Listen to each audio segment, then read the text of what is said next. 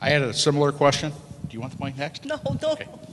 I had a similar question in my group, and one of the things you have to realize, and Josh, throw something at me if I say it wrong.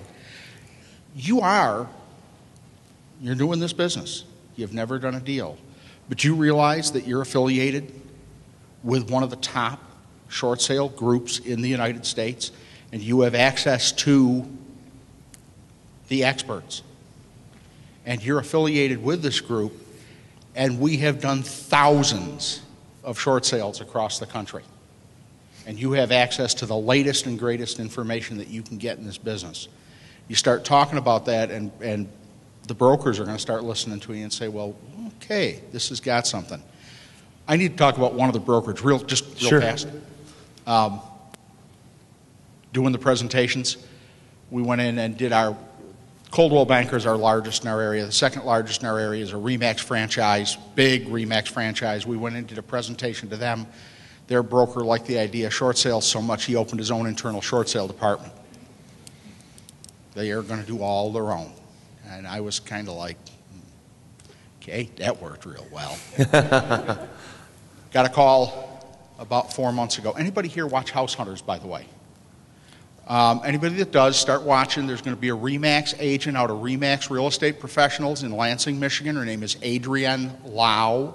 She is going to be featured on House Hunters. I've known Adrienne and her dad, Steve, who was a broker for that franchise for a number of years. Adrienne and Steve consistently went to the managing broker and said, we don't want to use the idiots you have doing short sales. We're using John and Jerry. And they actually had to get special dispensation from the managing broker. That went on for about 4 months. They were talking up what we did with their other agents. I got a call from Bob Plusher, who is the owner broker of that franchise. What was it, about a month or two ago? Pretty close to 2 months. And he said, thanks, John. You shut down our short sale department. We're bringing them all back to you. Don't give up. Do not ever give up, because you're doing the best job possible. So you got to remember, it's going to come back around for you. It's good advice. Thanks, John. Did you guys run into Yeah, I'm interested in knowing about the bottleneck that you've run into, do with the paperwork, gathering the paperwork. This is for Jerry and Mary, John.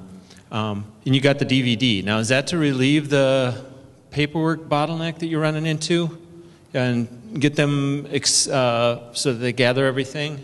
Exactly what does your DVD show? And can we get a copy of that? Maybe take a look at it? Maybe replicate it and steal it? You're the fixer. Okay. He delegates really well, by the way. The bottleneck we were solving was the time that Jerry and I were spending doing seller presentations. Our seller presentation and signing the option contract and getting everything put in place typically took 2 to 2.5 hours. 2 to 2.5 hours. Start multiplying that by the number of presentations, that's a huge time bottleneck. That's what we were solving with that.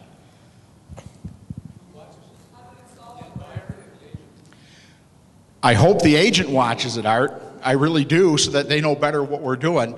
The whole intent is for them to give it to the home seller who's in distress so that they can watch it, understand what our process is, understand what we can do for them, what they're going to have to do to make us, help us do a successful short sale, and then also walks them through that initial process of what do we need paperwork-wise, what are the steps we're going to go through. In Michigan, with our nice long redemption period that we have a number of what we refer to as lender dirty tricks that the lenders will pull to shorten up our redemption period. And we tell the sellers how to avoid that. Yeah, somebody asked what was on that DVD. Basically, when we go in, our theory is that you got to kind of hurt them a little bit before you can help them. So we tell them all of the bad things that can happen with the short sale process. And we also show them how much money the bank will lose if they go through that whole process. Then we'll tell them what we do and how we do it. And then we tell them about the dirty tricks at the very end. At the very, very end, I give them my hard sell. Everybody's got a hard sell, right? My hard sell is, if you're willing to work with us, we're willing to work with you. If not, good luck, we're gone. You get a variation of... Closing them hard, huh, Jerry? We have never, ever had to ask anybody to sign, and we're still getting about a 98%. When we first started out, I told John, we're going to go in here. We're going to talk to these people. They're going to give us a house. And by the way, they're going to show you everything that's wrong with it. About 4 times, he finally believed me. So, but that's what the DVD is for also.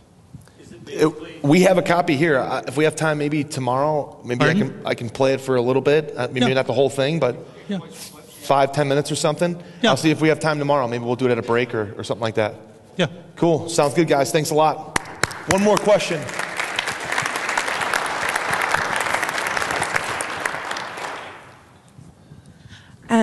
So I know some of you guys are using the LMS or KK Consulting, but I just want to know how many files do your negotiators, if you have your own negotiators, how many files do they max out? 25 to 40 files each. I know that there's a lot of loss mitigation negotiating companies out there, and like Jeremy King is the only one that I will promote or say anything good things about. But just so you guys know that the most negotiating companies, it's a difficult business model, so it's not really fair to a lot of the investors because you guys are sending deals to this negotiating company and they overload their people with too many files.